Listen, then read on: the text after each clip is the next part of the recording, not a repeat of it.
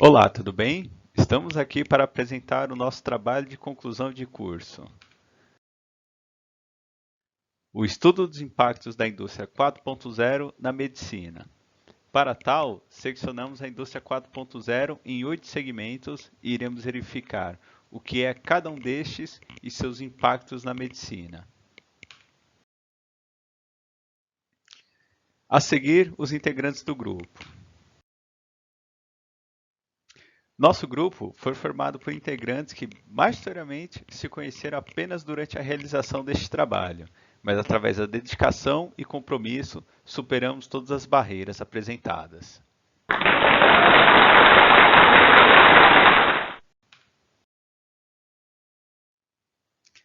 Ao observar a indústria atual, notamos um destaque para a aplicação das metodologias e ferramentas da indústria 4.0 como uma forma de melhorar os resultados. Desta forma, é possível verificar que a próxima fronteira para qualquer indústria é atualizar-se para tal revolução, e a indústria medicinal não poderia ser diferente.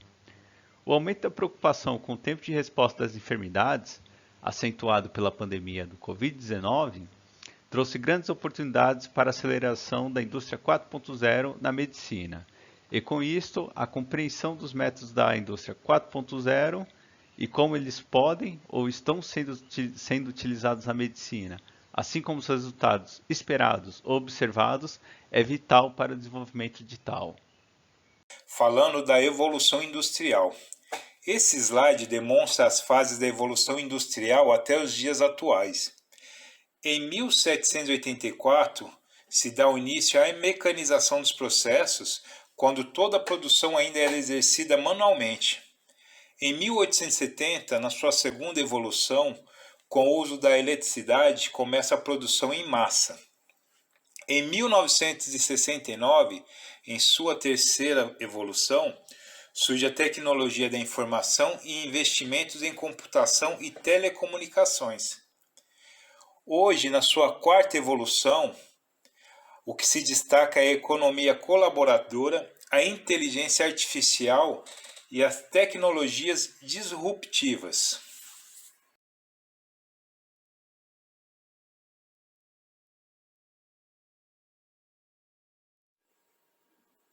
O que é a indústria 4.0?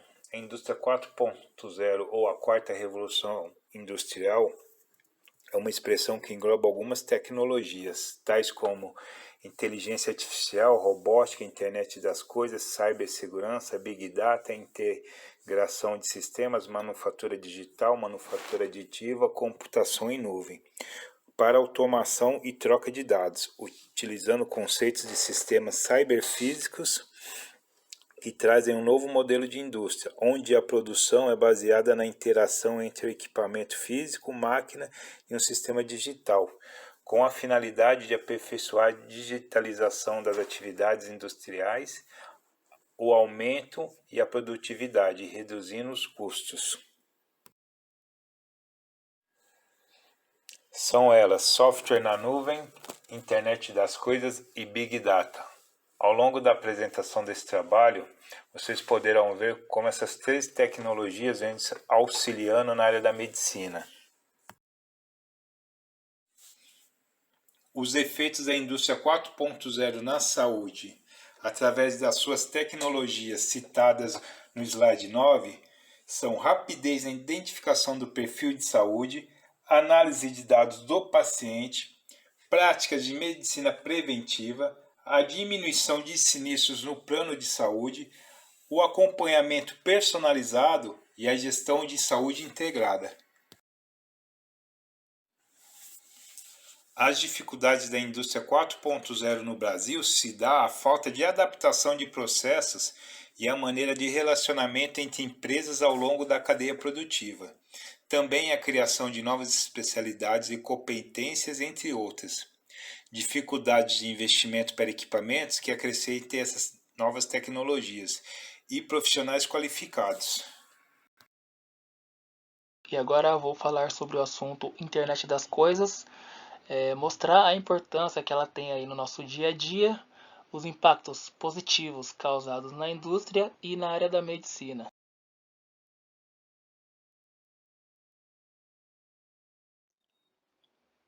Agora eu vou falar um pouco o que é a internet das coisas. A internet das coisas é um conceito que se refere à interconexão digital de objetos cotidianos com a internet. Conexão dos objetos mais do que das pessoas. Em outras palavras, a internet das coisas nada mais é que uma rede de objetos físicos capaz de reunir e transmitir dados.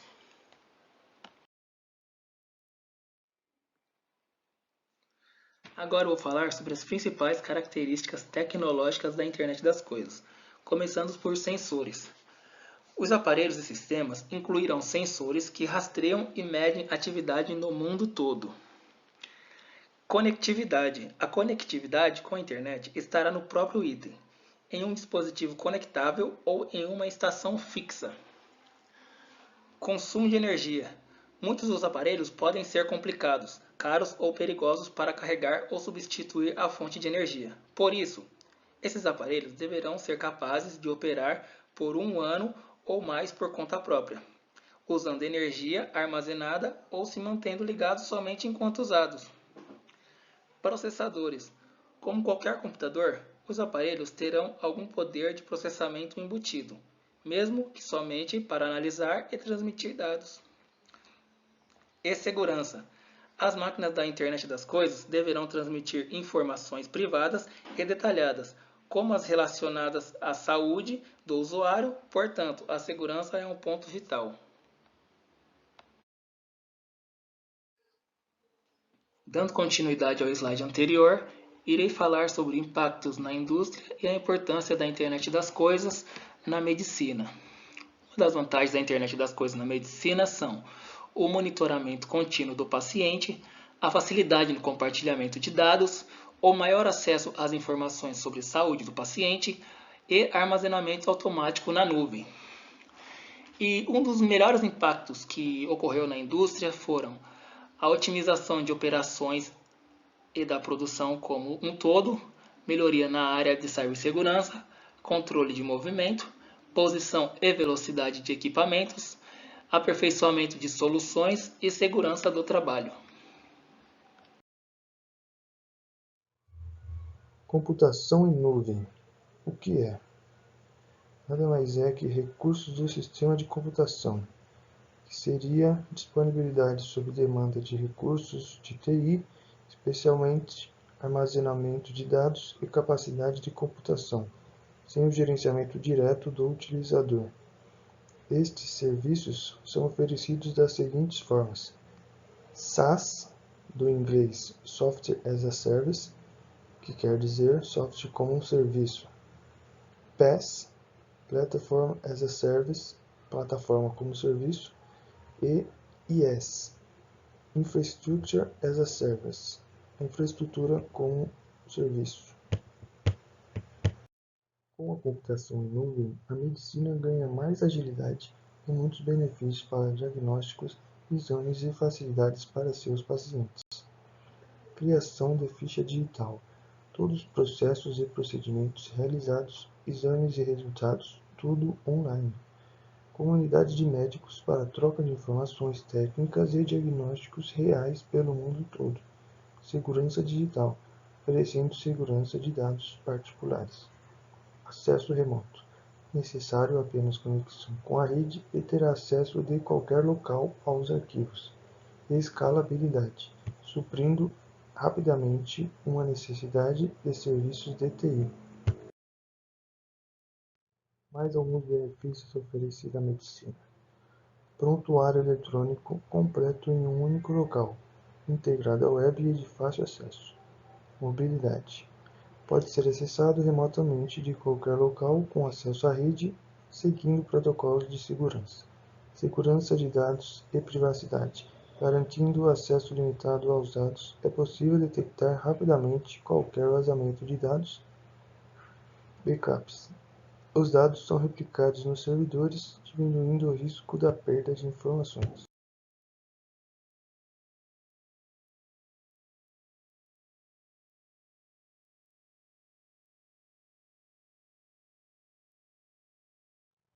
Sistema TASI. O TASI é um programa desenvolvido pela Philips, com o propósito de agilizar e melhorar os processos, neste caso, de uma rede hospitalar. O TASI cria um banco de dados único para cada paciente. Por ele ser um serviço SaaS, é integrado à nuvem. Toda vez que acessar esse prontuário, já estará descrito todos os procedimentos e tratamentos que já passou. O mesmo vale para verificar resultados, exames, pois ficam armazenados em sistema.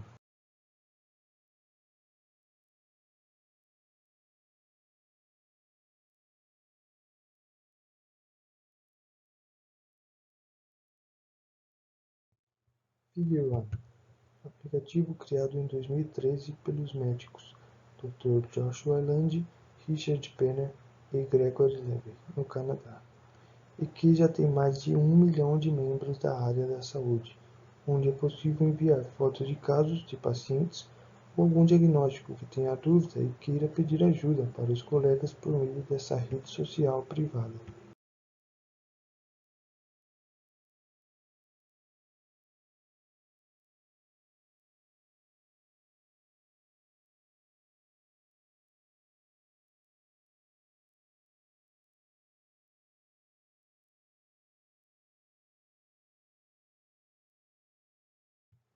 Caso real acontecido nesse aplicativo Figure1.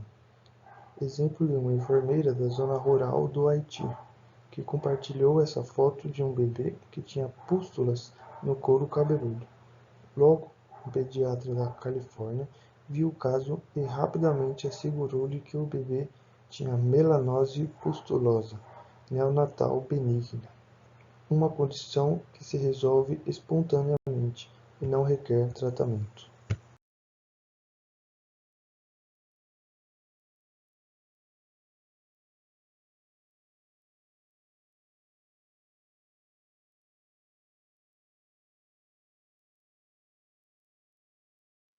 Agora sobre o uso do Big Data na medicina. De acordo com Machado, o Big Data é um conjunto de ativos de alto volume, velocidade e variedade de informações que exigem custo-benefício e formas inovadoras de processamento de informações para maior visibilidade e tomadas de decisões. E essas são as utilizações do Big Data: o estudo do passado, o que aconteceu, a correlação de dados, por que aconteceu e as predições, o que vai acontecer. E como a análise de dados por Big Data podem contribuir na medicina, com os seguintes pontos: a medicina de precisão, a análise dos dados gerados pela IoT e o aprendizado de máquinas. A medicina de precisão é uma abordagem para tratamento de doenças que leva em consideração a individualidade das pessoas. Desta forma, podemos classificar os indivíduos em grupos e descobrir por que um remédio X funciona bem no grupo A, é ineficiente no grupo B e danoso no grupo C, e administrá-lo apenas para o grupo benéfico.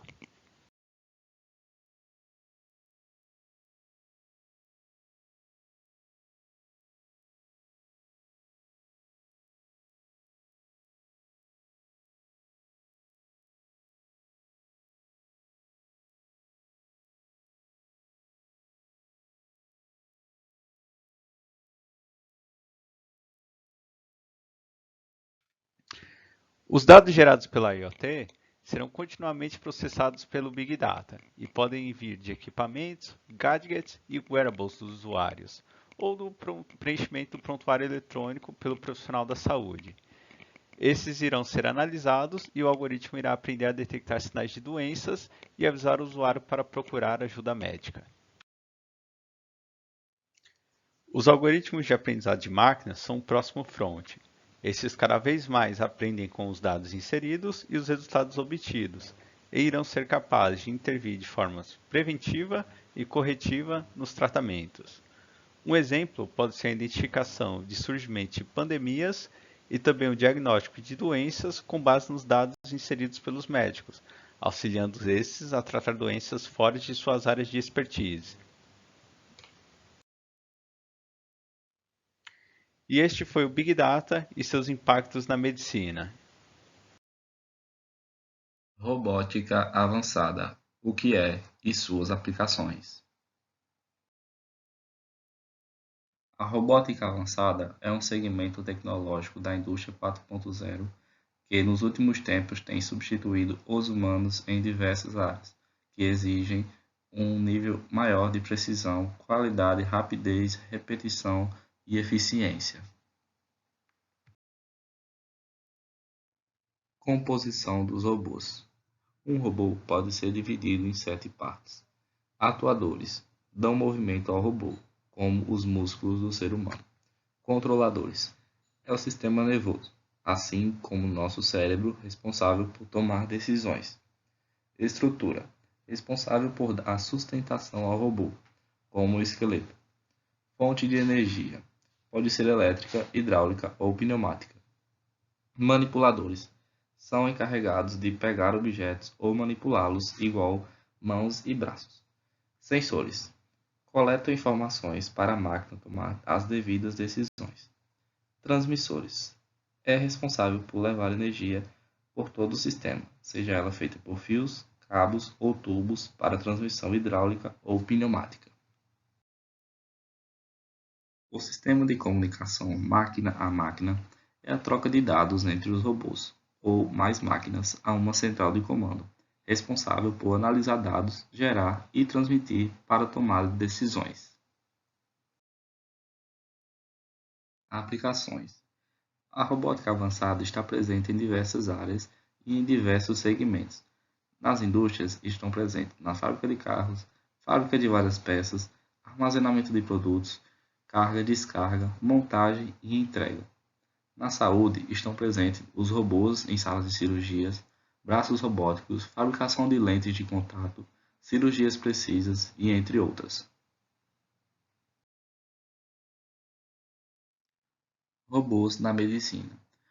Uma das aplicações da robótica avançada é na medicina, que vem sendo cada vez mais importante para a realização de cirurgias precisas com alta eficiência para os pacientes terem uma rápida recuperação, reduzindo dores, sangramentos e infecções. Um dos robôs mais conhecidos é o Da Vinci, um robô cirurgião que contém 4 garras que são comandadas por um médico especializado. A robótica avançada está presente na fabricação de lentes de contato e, durante a pandemia, fabricou face shields e máscara de proteção para evitar o contágio com o vírus e realizou exames para a detecção do mesmo. Vantagens e desvantagens. As vantagens da robótica avançada são muitas, como o aumento na produção, a qualidade final dos produtos, pouca procura de mão de obra, poucos funcionários e podendo ter longas jornadas de trabalho sem parar, pois os robôs não têm necessidades como os humanos. E as desvantagens são basicamente o aumento do desemprego, pois os robôs tomarão o lugar dos antigos funcionários e o alto custo de implantação do sistema e da manutenção.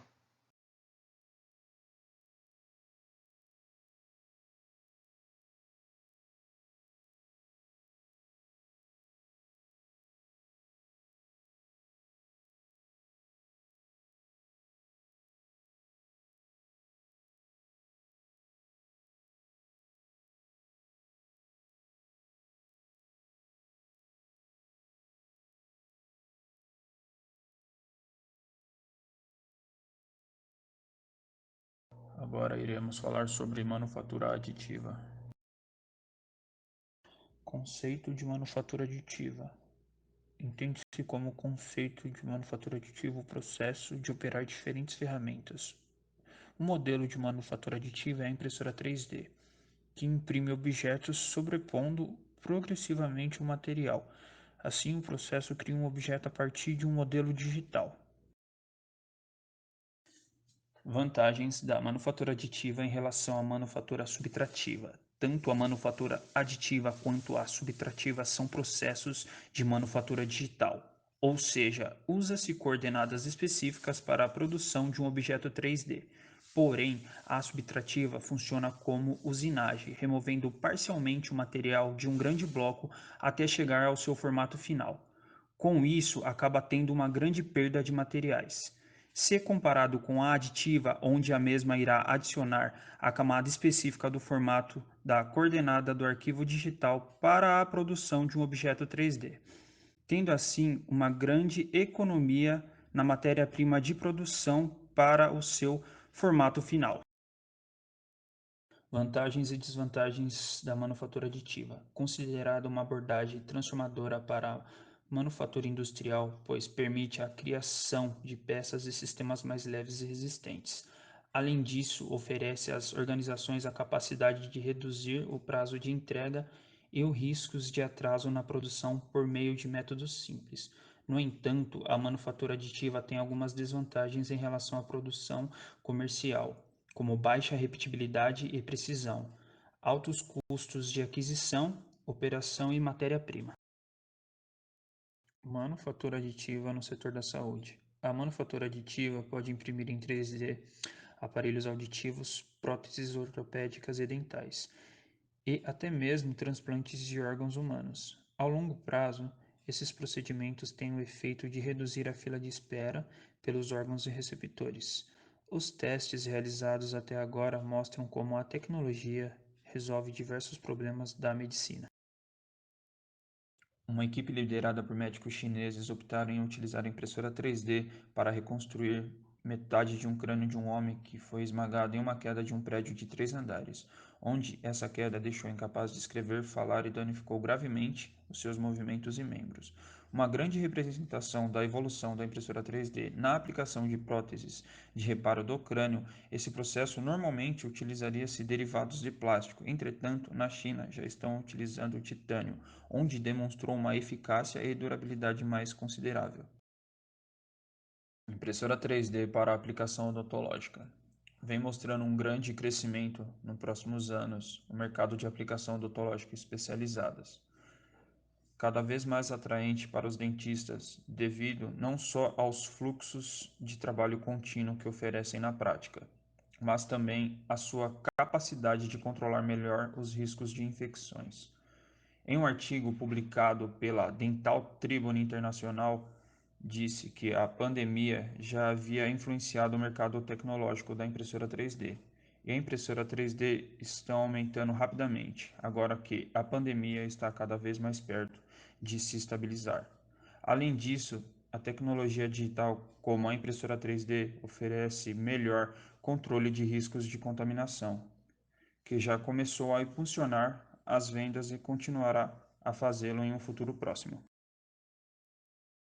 A fabricação de prótese através da impressora 3D vem crescendo muito, segundo a empresa 3D Time, uma das maiores produtoras de próteses 3D, facilitando com suas opções de criar próteses específicas para cada caso, desde crianças e adultos em diversos tamanhos, assim ampliando e inovando questões cirúrgicas em casos de perdas de membros. Para necessidades medicinais, esse procedimento de impressora 3D vem aumentando consideravelmente em relação a solucionar diversos obstáculos para cada necessidade diferente. Manufatura digital. O que é? Para que serve?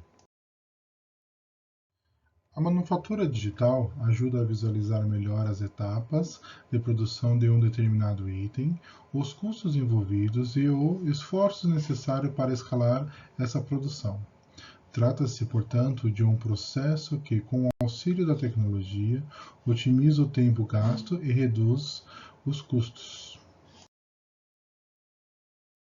Os benefícios da manufatura digital são: permite que informações de produtos, processos, fábricas e recursos sejam associados, visualizados e conduzidos pelo processo de mudança, com uma abordagem consistente e abrangente ao projeto de produção.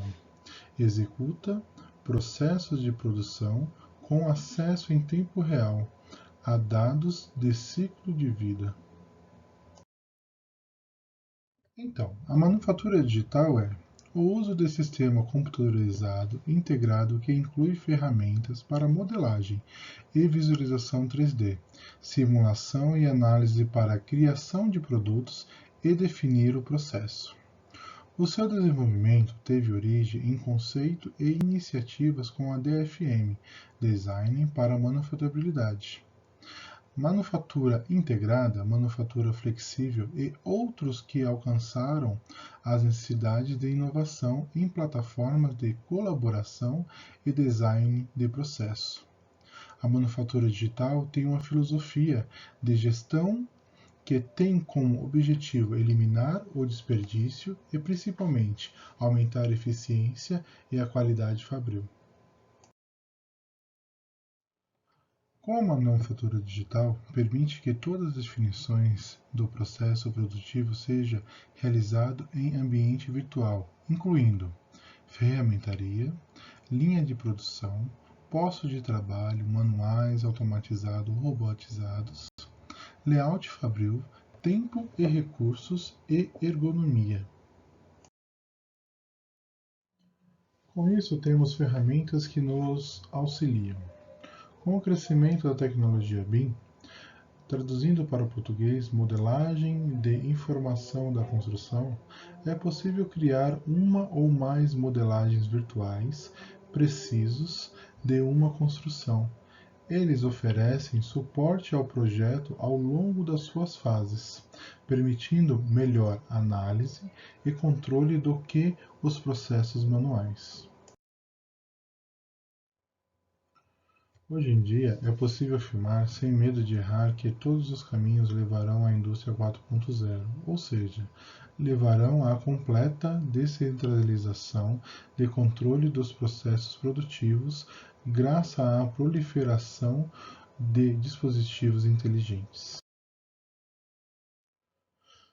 Com o avanço da inteligência artificial, da computação conectiva e de outras inovações tecnológicas, automatizar é o caminho natural para aumentar a competitividade e a produtividade do setor. Alguns softwares BIM. O Revit é um software que revolucionou os programas de arquitetura. Ele facilitou o desenvolvimento de projetos, trazendo mais precisão e agilidade para a arquitetura e engenharia. Ele foi criado com a tecnologia BIM e permite desenvolver projetos muito mais completos de uma forma mais rápida. Já o MS Project é uma ferramenta de gestão de projetos capaz de otimizar processos de engenharia, arquitetura, urbanismo ou design. O sistema cria orçamento com base no trabalho a ser executado e nas taxas de disponibilidade do recurso. Quando ele está alocado à tarefa e o tempo de trabalho já está estimado. O Project calcula o custo. Isso permite também uma eficiência e gestão de tempo. Com o avanço da tecnologia pós-Covid, a Universidade de Cornell está sendo desenvolvido como um projeto interdisciplinar sobre a colaboração do Laboratório de Sistemas Ambientais da Faculdade de Artes, Arquitetura e Planejamento e o campo de Ciências de Sistemas e Engenharia da Faculdade de Engenharia da Universidade de Cornell. Um novo módulo interno para o software Edge 3D da Cornell que mostra o fluxo de ar em várias configurações internas. O novo módulo interno para Edge 3D mostra como configurar móveis e mesas, o posicionamento adequado de paredes divisórias e como maximizar a ventilação preditiva para facilitar a movimentação do ar fresco e impedindo patogênios transportados pelo ar. Com base na dinâmica de fluidos computacionais, a ferramenta apresenta uma interface de usuário simples, um mecanismo de simulação válido e configuração de simulação simplificada para uma análise rápida. Ela mostra o redemoinho do fluxo de ar e pode indicar regiões em sala onde o ar está estagnado ou os patogênios começam a se concentrar. Em um futuro próximo, esperamos ter novas tecnologias que nos ajudem às novas descobertas e ciências.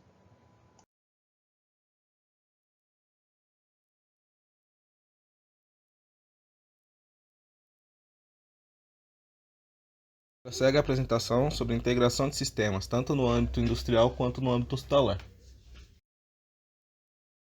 Integração de sistemas é a ação de fazer com que diferentes plataformas e ferramentas digitais consigam interagir entre si de modo automatizado. Em outras palavras, é o ato de inserir um dado em determinado software e fazer com que, de forma automatizada, ele seja enviado para outro sistema, evitando assim inconsistências de informações, possíveis retrabalhos e a otimização do tempo de trabalho entre as equipes. A integração vertical está ligada à flexibilização dos processos de produção, para ampliar o mercado e assim alcançar setores específicos, garantindo reduzir custos com matéria-prima ou intermediários, levando um produto mais barato ao mercado, portanto mais competitivo em cenário de muita concorrência, e maximizando assim os lucros. Garantindo também o controle da qualidade de processos de produção, aumentando a possibilidade de agregar valor e criar um produto cada vez mais otimizado. A integração horizontal é a ampliação da atuação de uma empresa a partir do processo de unificação de duas companhias, geralmente do mesmo setor de atividade e com produção semelhante, com o intuito de buscar a expansão desse mercado que consolida corporações e frequentemente chega a extinguir do cenário algum tipo de concorrência. A integração de sistemas no ambiente hospitalar é utilizado para armazenar, controlar e administrar todas as informações relativas aos processos que fazem uma instituição de saúde funcionar, tendo um absoluto controle de dados do ambiente, desde a admissão, ocupação de leitos e pedidos de procedimentos médicos, viabilizando assim a otimização do fluxo de atendimento e controle total de entrada e saída dentro de um ambiente hospitalar. A integração de sistemas no ambiente hospitalar oferece vantagens para todos aqueles envolvidos no cotidiano do local, desde os profissionais até mesmo os pacientes. Com o intuito de aperfeiçoar cada vez mais a gestão, é possível otimizar o fluxo de informações, ter absoluto controle sobre agendas, insumos e corpo clínico, entre outras vantagens mais, para sempre garantir um bom atendimento ao cliente final e sempre obter bons resultados para o hospital. Vou contar aí sobre segurança digital no nosso trabalho.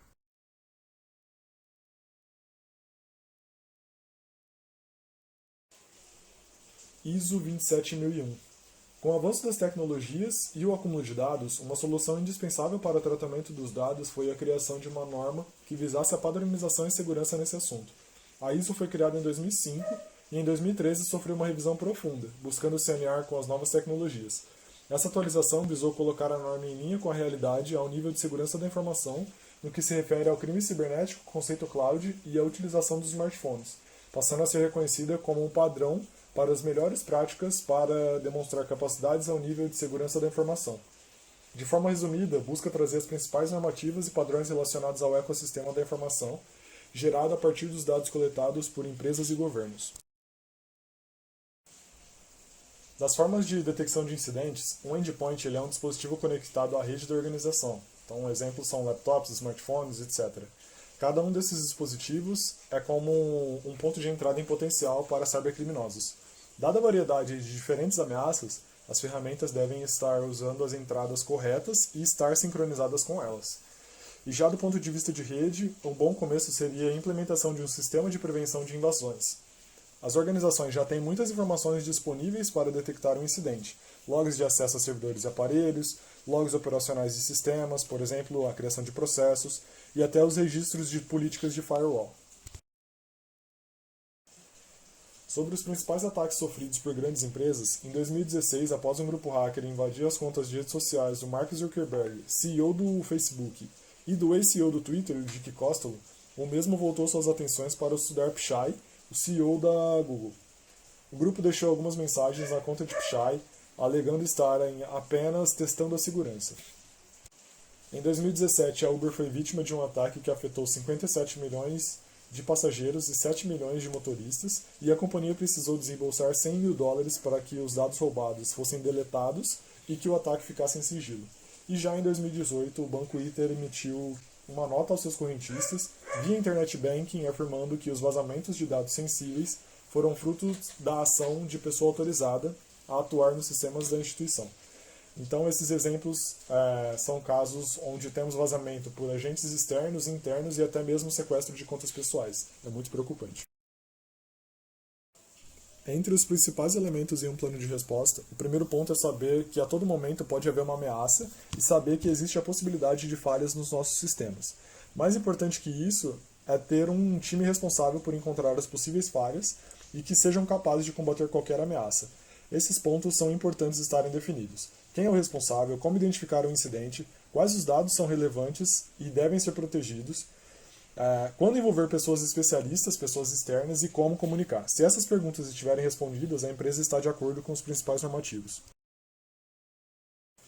Já sobre os principais tipos de incidentes, temos o abuso de marca, ataques usando engenharia social, que nada mais é do que uma pesquisa sobre a vida da vítima e aí o criminoso desenvolve o ataque personalizado, acesso não autorizado, negação de serviço que busca invalidar um site, por exemplo, derrubando ele da rede, códigos maliciosos e até mesmo roubo de dados, visando muitas vezes a chantagem da vítima. O WannaCry é um exemplo. O link com a segurança nos hospitais se encontra nesse slide. Os hospitais realmente estão sofrendo cada vez mais com os ataques, pois os atacantes descobriram que ele é um ambiente muito valioso e ao mesmo tempo precário em relação à segurança. Mesmo com o fato dos dados médicos serem alvo, o maior risco se encontra na possibilidade dos equipamentos sofrerem ataques, seja por conta de um sistema desatualizado, seja por conta da falta de manutenção no equipamento. Se existe a possibilidade de um equipamento médico ser invadido, o paciente corre risco de vida. E como os equipamentos recebem cada vez mais tecnologia e estão cada vez mais conectados à rede, tais equipamentos ficam ainda mais vulneráveis. Esse é o principal risco da internet das coisas. Outro ponto que deve ser lembrado é que existe a possibilidade de perda de dados de pessoas relevantes no cenário político, por exemplo. Neste caso, a segurança nacional estaria em risco caso os atacantes queiram fazer chantagem com a vítima. Enfim, são muitos pontos para serem abordados e a pesquisa extensa que nós desenvolvemos pode ser analisada no material em texto. Mas esse é um resumo dos principais tópicos abordados no nosso trabalho. Agradeço pela atenção. Gostaríamos de agradecer a Deus por nos guiar, a nosso orientador Ivan por nos tutelar e a nossas famílias por nos apoiarem incondicionalmente. Muito obrigado por estarem do nosso lado durante esses 5 anos de formação em engenharia elétrica.